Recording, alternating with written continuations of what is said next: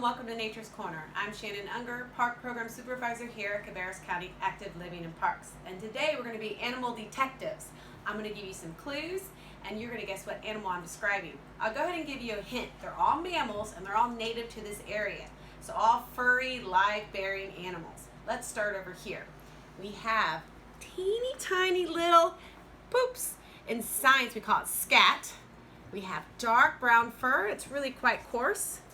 We have a split hoof, and this should help you quite a bit. We have a skull with a long face, very flat teeth, which tells me it's probably a plant eater or an herbivore.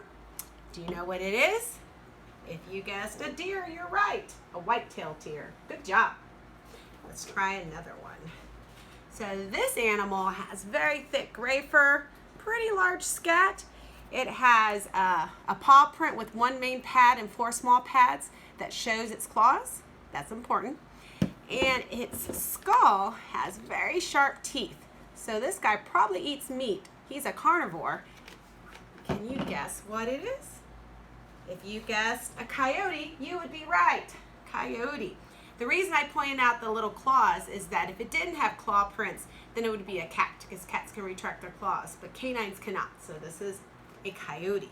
Let's try another one. This guy has medium-sized scat, grayish, brownish fur.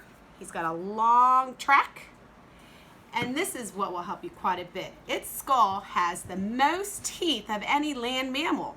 He's got a huge ridge, if you remember from an earlier video, that allows for extra muscle attachment, so a very strong jaw. And I'll give you a hint. He is the only marsupial in North America. If you guessed a possum, you would be right. Let's try 2 more, my fellow detectives.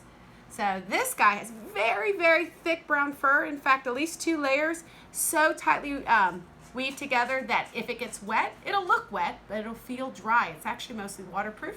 It has pretty large scat. His foot has long toes and claws, and this hint should help you quite a bit. He's got large incisors in the front that have this orange enamel, and you might be thinking, why doesn't he brush his teeth?